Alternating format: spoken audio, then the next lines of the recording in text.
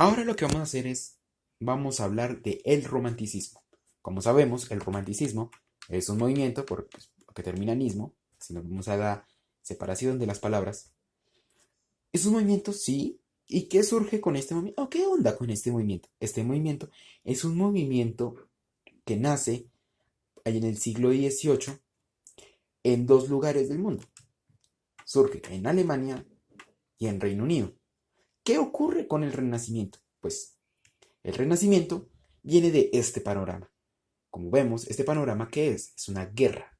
¿Y qué guerra es? Pues en este momento, en esta imagen, se está presenciando uno de los impactos más grandes a nivel temporal de toda la historia humana, y fue la Revolución Francesa. Sí, en este entonces vivimos todo lo que fueron las revoluciones, las grandes revoluciones. Vemos el cartismo, la revolución industrial, la revolución obrera, muchas revoluciones. ¿Y cómo dejaron a estos países? Pues los dejaron así. Estos países terminaron completamente destruidos, desolados, incluso, para que no crea, a los románticos o al romanticismo le tocó vivir una época igual de cruel a la nuestra.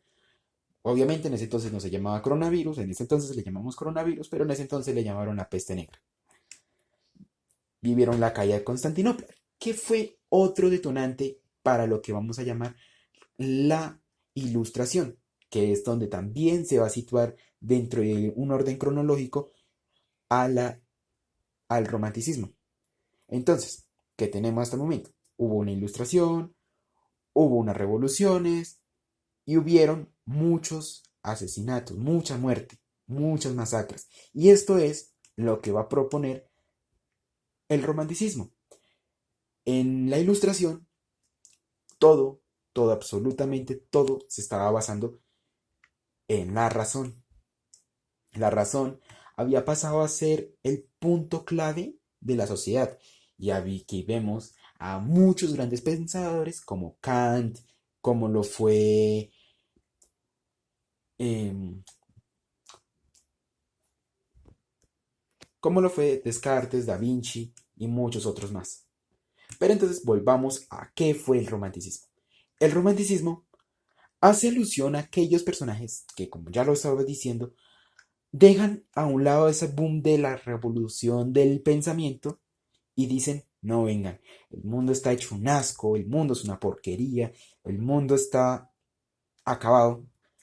Entonces, no podemos razonar el mundo, no seamos racionalistas porque muchos dirán, la razón te lleva a la tristeza, guíate por tus sentimientos y serás feliz. Pues esto es antiplatónico y ojo con esto, porque uno de los fundamentos más importantes para la ilustración fue el neoplatonismo. Ojo para esto. ¿Por qué? Porque se pensaban en los conceptos de Platón y Platón tenía un concepto sobre los sentimientos y sobre la razón, en el cual, pues, como lo conocemos, en el mito de la carroza, él nos va a decir, como filósofo o como humano, usted se debe dejar llevar es por el caballo que lleva la razón y no por sus sentimientos, porque ellos son desbocados, desordenados, desorientados y son un caos total. Pero el romántico no solo va a decir bueno, me llevo por eso. El romántico va a tener una serie de cualidades que va a hacer él un ser, pues, que se va a perder en un mundo de fantasía en donde no hay una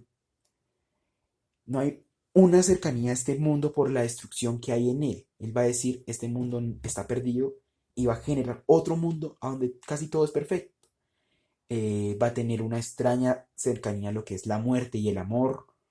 Van a manejar mucho el yo, discúlpenme, el antropocentrismo, que es el yo centro del universo. Yo me centro en mí mismo, soy individualista, yo creo en mí mismo. Como ya hablé, aparte de ese yo creo en mí mismo, y con esta imagen vemos la famosa Revolución Francesa, que trajo consigo muchos derechos, pero también abrió paso al sentido nacionalista, que es de lo que también cogen los románticos para sí mismos. Y dicen, bueno, hay que tener un sentido nacionalista hacia mí, hacia mi país y hacia mis cosas. Y surgen pinturas como esta, que se llama Europa, sostenida por África y América. ¿Qué es lo que trata de decir nuestra pintura? Pues nos va a hablar mucho y va a ser una crítica muy fuerte a lo que viene siendo la globalización que en nuestros entonces y en ese entonces se vivía llevando a donde un país fuerte y grande era sostenido por dos países pequeños con poca capacidad económica. También el romanticismo surge no solo como un movimiento cultural, literal y social, sino como un movimiento artístico y arquitectónico. Y con él surge lo gótico, como la famosa Catedral de Notre Dame, que de hecho se quemó el año pasado. Qué tristeza. Y bueno, esa es otra imagen que es una crítica hacia hacia lo racional con el romanticismo. ¿Por qué? Pues en el racionalismo todo se te puede pensar. Y es aquí como vemos que la geometría se inculca dentro de la religión. Y geometría pues es una de las áreas del razonamiento humano. Y es con esto con lo que incluso se nos va a abrir la puerta a muchos filósofos como lo es nuestro querido San Agustín, quien va a poner a la razón sobre la fe. Pues el romántico no va a decir esto, el romántico va a decir, espera, ¿qué tal si lo pensamos bien y seamos más estéticos, más eh, sentimentales con lo que está sucediendo alrededor? No podemos pasar desapercibidos con toda la cantidad de muertes porque, como digo, ellos vienen la revolución industrial, que la revolución industrial, bueno, también porque inclusive este movimiento va hasta finales del siglo XIX, o sea, del siglo XVIII hasta inicios del siglo XIX.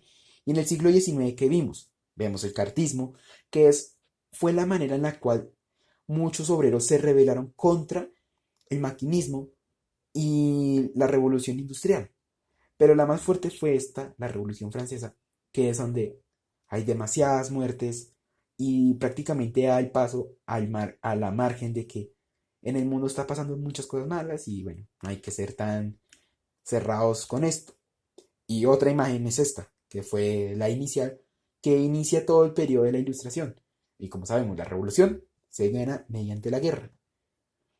Y gracias a todas estas manos revoluciones que hubieron, que no solamente fue un periodo de revolución mental, sino de revoluciones, de dejar sistemas monárquicos a sistemas casi eh, democráticos, y iniciamos la transición a la democracia. Aunque bueno, algunos países como Francia hacen una bobada y es que sacan al rey y meten a un emperador, pero eso es otra historia de otro caso por allá.